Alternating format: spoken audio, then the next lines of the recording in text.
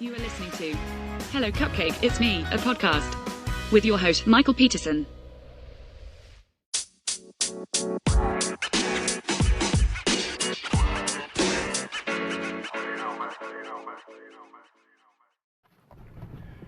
Hey everyone, Michael here with Hello Cupcake, It's Me, a podcast.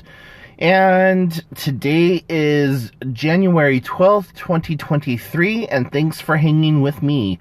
If you haven't done so already, please subscribe to the podcast and head on over to youtube.com/Hello Cupcake, It's Me to go check out the vlog, like and subscribe over there, and go give the blog some love at www.hellocupcakeitsme.com. So, oh man, I cannot believe that we are already into like the second week of January. Like, damn time, could you slow down some? I mean, it's just going by so freaking fast. But, yeah, I've been enjoying the hell out of myself. For New Year's, everyone always does that whole New Year, New Me thing and, like, makes all these bullshit resolutions that they're not going to stick with. And, like, by the third week of, like, February, they're back to their old habits. And it's like, no, Methany, you're still fucked up and partying and stuff like that. The only thing that's different is that you have a fifth baby's dad and all that other stuff. But, yeah, I really didn't make any kind of resolutions this year. About the only thing that I am going to try to do, and this is just a personal thing for myself, not really a resolution, is I'm going to try to gatekeep information a little bit more. And by that I mean that I think I'm going to start trying to withhold information, especially from certain people, and especially if it's like things that I like to do and other people are like trying to bite on that in a sense or whatever. Yeah, I am finding myself like wanting to withdraw, but at the same time that's completely going against my personality, because I like to be an open book and very transparent and letting everyone know about like all the things that is to like know about, especially if I know that somebody else is struggling. But I don't know. For me, my methodology of thought on that was, I know what it's like to struggle, so why would I want anyone else to struggle if they might not know how to obtain the same resources that I've gotten or whatever? And I started thinking about it, and I was just like, you know what? If they can sit up on Facebook and post all kinds of random bullshit about this baby daddy or this person has done this, that, or the other thing or whatever else, they can figure it the fuck out themselves if they really wanted it. So, I have been extremely selective, especially with like 3 or 4 people in my life that they've known me to be this open book and this like hub of information and resources and stuff like that. And, do you know about this or do you know about that? Nope, never heard about it. Knowing damn good and well I know everything there is to know about that program or how to go about like obtaining this, that, or the other thing. The other thing, I've also started setting boundaries, which is really difficult for me also. One of the biggest boundaries that I've had to learn to set over my lifetime, in my adult life, I should say, is setting boundaries with my biological mother. And if you've watched any of the YouTube videos, you know the issues that I have with her and all that other stuff. But she's in her 70s and still using methamphetamines, even though she claims she doesn't do that. And I'm like, yes, you do. Like, I've seen your paraphernalia. I've come into the bathroom after you've been in there and you've done a line. I know what you're like when you're twacked out. I know what you're like when you're sober. And I know what you're like when you're jonesing. Like, you can't tell me that you have or have not done these things. Like, the last time I went to see her right before the holidays, my sister, her boyfriend, and myself, we went down there. And we went to go pick her up, and she got in the back of the car, and she had powder all over her nose. I'm like, really? You couldn't be sober to just hang out with us? So, setting extreme, like, diligent, fuck you type boundaries is something I've had to do with her. Like, she wants to come and visit and see where we live and all this other stuff. And it's like, no, we've lived here almost 20-something years. You had the chance to come along with us, but you chose drugs and your dealer and your abuser over us for a third time. And this isn't the third time for me. Like, part of the whole reason that me and her had a falling out was that when I was 14, 15, she decided to choose her drug dealer over me and said, that if I couldn't stand behind her decision, then I was a mistake and that I need to get the fuck out of her life. And she was pissed off and she was mad that she ever had me and all this other bullshit. And it's like, I know the story of why I was born, and it wasn't like that you were doing God's work having me. Like, she had me out of an ultimatum. My father wanted to have a family. He told her, listen, if you don't give me a child, then you can go on, because I'm looking for a wife that I can create a family and a home with. And so she ended up having me after that ultimatum was given to her, and she didn't want to give up her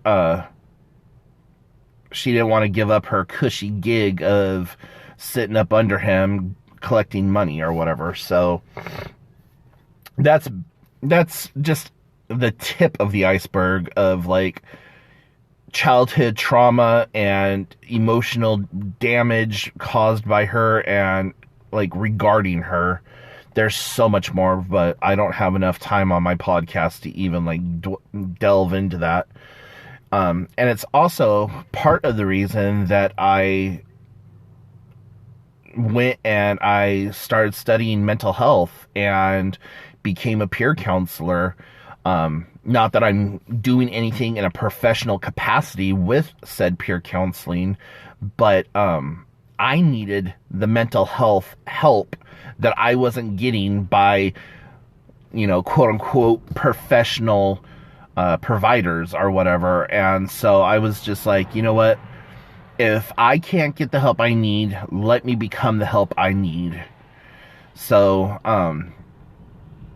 that's really kind of helped me, and I use my education that I've gotten to really help other people in that regards too. Like, if I'm sitting down and talking with somebody, there's sometimes where I'll go into psychoanalyst mode and start like, well, maybe you should try doing this or that or whatever else. But anyways, so yeah, the boundaries I've had to set with her have been very strict and very, like, impregnable. And I know somewhere in her vacuum that she calls a heart, she does miss me and does want to be more part of my life or whatever else. But it's like, no, you gave that right up when you told me to kick rocks. So, that's something else. Like, when you go to start setting boundaries, you're going to find who your real friends and family are, because the very first thing that people who are used to using you is going to do is they're going to say, fuck, you've changed. or why are you being like a bitch, an asshole, whatever else, and they're going to try to take your change and mirror it back on you as a negative. And like your true friends and your true family and whatever, they're going to support you. But even then, there are times where we do change too much, too drastically, and we think that we are going into self-preservation mode, when actually all we're doing is we're alienating ourselves from those people in our lives that may have toxic moments, but are not completely toxic in like the regard of needing to cut them out of our lives completely, because even the most well-adjusted person can be toxic at times. It's human nature. It's just, does the cycle of toxicity continue day in and day out? And if that's a no, then you gotta like kind of look at that person. And this is something else that I've learned in my life, is like, I can ask things of certain people that I can't ask of others. So I know, like, friend A, if I needed to, I could call up at 2 o'clock in the morning and be like, hey, my car's broke down, I need a ride to the airport, can you help me out? And friend A will be there, Johnny on the spot, take me to the airport and do whatever and come pick me up and shit. Friend B, if I called at 2 o'clock in the morning having an emergency, that person would then deny the phone call, or say that they never got it, or that they were asleep and didn't hear the phone, or make 1,000,005 excuses. Friend C, it will be that person that sees it and then like answers you like, hey, no, I can't help you right now, I'm sorry, but you know what, let me try to get a hold of someone who can. And so that's been something that I have really struggled with, is identifying those specific traits within my circle. Like, who can I ask to do what? Because for me, up until just a year or so ago, I was that person that you could call and I was taking care of everything. Like, you could call me up at 2 o'clock in the morning, say, hey, I need you to drive me to Vegas. I'll pay for your gas or whatever. I'd be like, okay, I'll be at your house in 45 minutes. Let's go. Like, that's the person I was, and that's the person I strove to be. I wanted to be that person that everyone could count on. And I'm still, to a certain degree, very reliable, very accountable in those regards. But there's also times where I'll see a phone call coming through, and I know exactly what that person needs. I know exactly what that person wants. And I hit the pause button on my life at that moment, and I have to make a stern decision. What am I going to do? Am I going to answer this phone call and sequester this person's need, or like fulfill this person's needs? Or am I going to let it go to voicemail and make a judgment call at that point? And 9 times out of 10, if I do send a call to voicemail, I will listen to that voicemail, and I will listen to what is being asked of me at that moment. And then I will take a personal inventory of, do I have the means? Do I have the time? Do I have the energy? And then I just kind of like go down this like mental checklist of things. And, not more often than not, depending on who is calling me, I'll answer the phone and I will at least entertain the idea with them on the phone. But the one thing I do not budge on is at about 9:30, 10 o'clock, I take my nightly medications so that I can fall asleep by midnight, 1 a.m. So some of those nightly medications that I'm on are controlled substances. And one, I don't want to have a DUI or a DWI. And two, it's not safe for me. Therefore, it's not safe for everyone else if I get behind the wheel of a car while under the influence of these medications. And so I just, like, I'll have to tell people, I'm sorry, I've already taken my nightly medication. Like, I took it like 30, 40 minutes ago, and it should be working here pretty soon. So I just don't feel comfortable driving. Because I'm also one of those freaks that chew up their pills just to get it into your system faster. And I know there's going to probably be people like, oh my god, you shouldn't chew your pills because it has special linings to do this and to protect that and blah, blah, blah, and it's time released and whatever. I'm just, you know what? I chew my medication so that it gets working faster, and I go from there. But yeah, so setting boundaries is a difficult one for me, and can be difficult for anyone. And you have to really look at it as, like, am I actually setting a boundary, or am I creating a well, not really creating, but am I isolating myself? Like, there's a huge difference between self-isolation, depression, and flat out not wanting to do something. And, I mean, for me, it's a pretty cut and dry thing. But if you're constantly, like, if somebody's constantly hitting you up, hey, you want to go out somewhere, you want to go do this, you want to go do that, and you're no, then you get pissed off, upset, and depressed that you don't go anywhere, or that no one ever wants to hang out with you. Well, you have created this sphere of isolation. You made yourself isolated, because people are only going to ask you to do things so many times before they quit asking you. So if you're setting boundaries, though, you're like, okay, well, yeah, I'll go with you, but I really don't want to do X, Y, Z.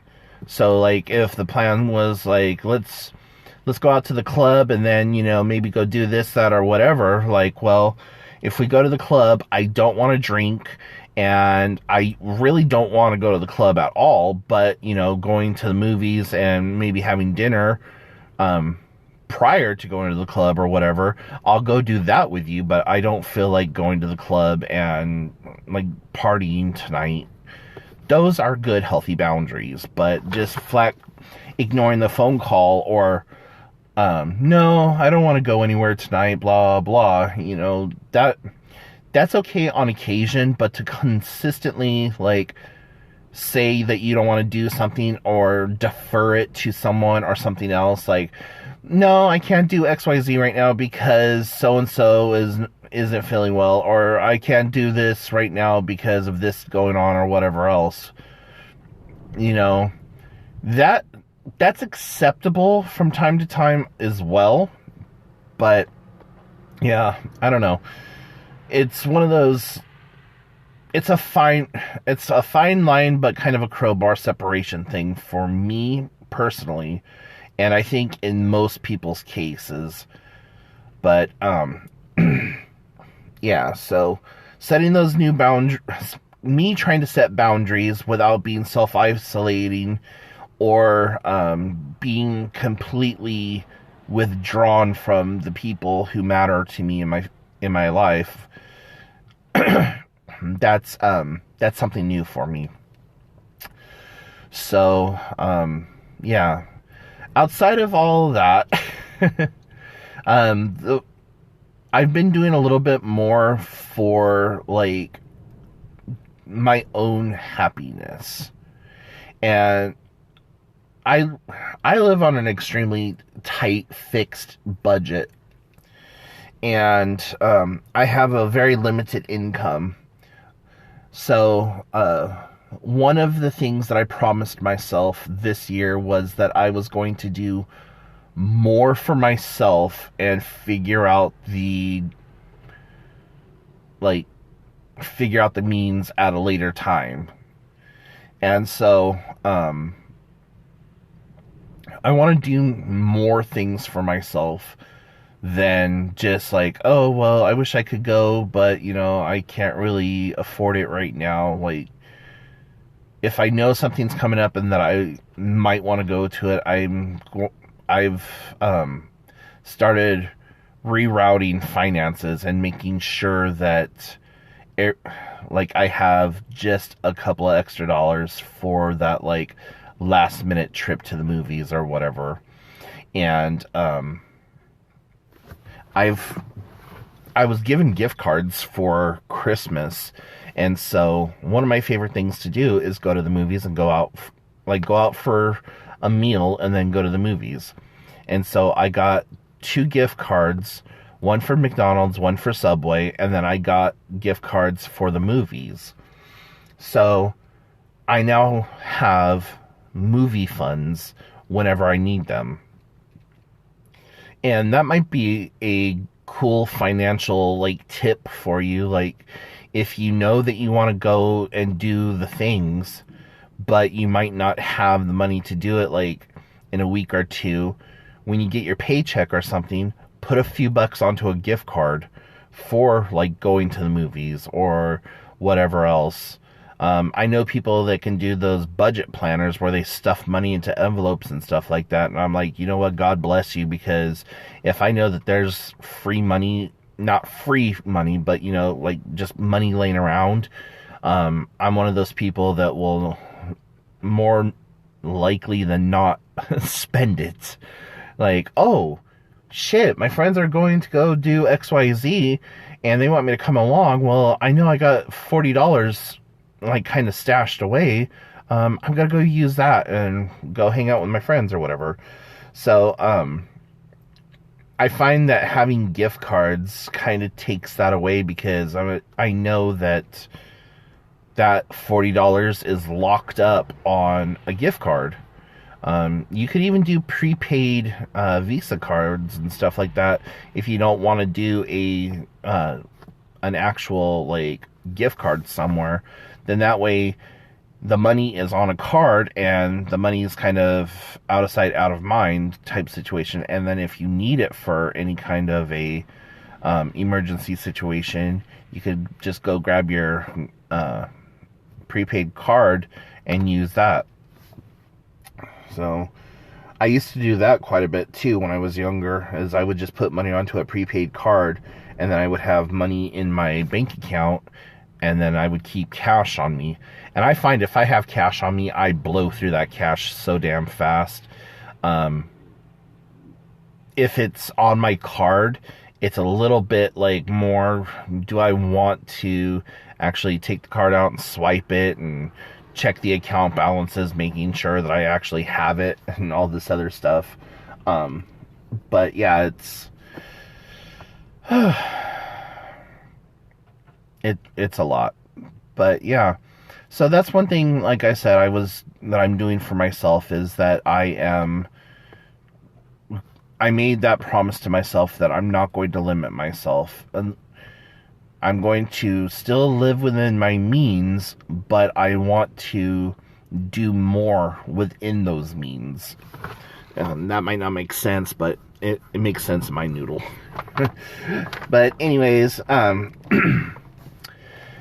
oh, and one of the things that I did for myself is I got myself a Nintendo Switch for Christmas. I've been wanting a newer video game system. Like, the newest video game system thing that I have is a PlayStation 3, and I don't even play that all that often anymore, just because it's like kind of a pain to have to switch all the controls around and get the controllers to actually freaking charge up.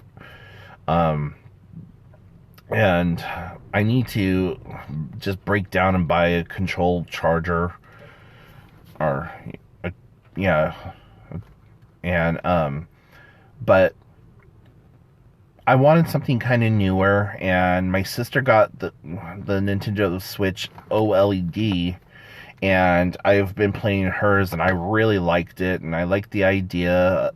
I love Nintendo products, anyways, and the Switch is like the new version of the NES, where there's just like a bajillion games available for it.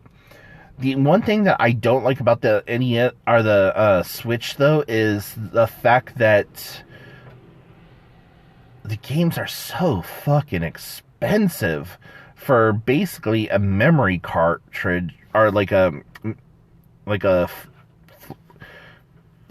I don't I'm losing words right now, like a memory stick, or for like a camera. Like, really, you're gonna charge that much for this? But and even the digital versions of the games, like $60 fucking for a digital version of a game that if you lose access to your account, you can't recover. Like, no. And I understand why they're trying to do it that way, so that they can limit game theft and all that other stuff, and being able to trade or whatever, but still, no. I like having the physical cartridge on hand, so that I can, like, tell a friend, hey, I got this game, I'll trade you this for that, or whatever. But yeah, so having a lot of fun with that, and got a couple of games already, and I'm somewhat loving the digital aspect of being able to download games and play them off your cloud. So that's pretty cool. But anyways, I'm going to go ahead and wrap it up. So if you've listened this far along, thank you so very much. Like I said in the beginning, go check out the blog, hellocupcakeitsme.com, and head on over to the YouTube channel, youtube.com/hellocupcakeitsme. Follow, like, share, and subscribe, and join the family over there. And until next time, I will talk to you all later. Bye, guys. Thank you so much for tuning in. You have been listening to Hello Cupcake, It's Me, a podcast, with your host, Michael Peterson. Please make sure to check back often, as new episodes are released bi-weekly. If you have any questions, comments, or concerns, please feel free to send a message to hellocupcakeitsme@gmail.com. And until next time, stay happy, safe, and keep doing the best you can with what you have been given.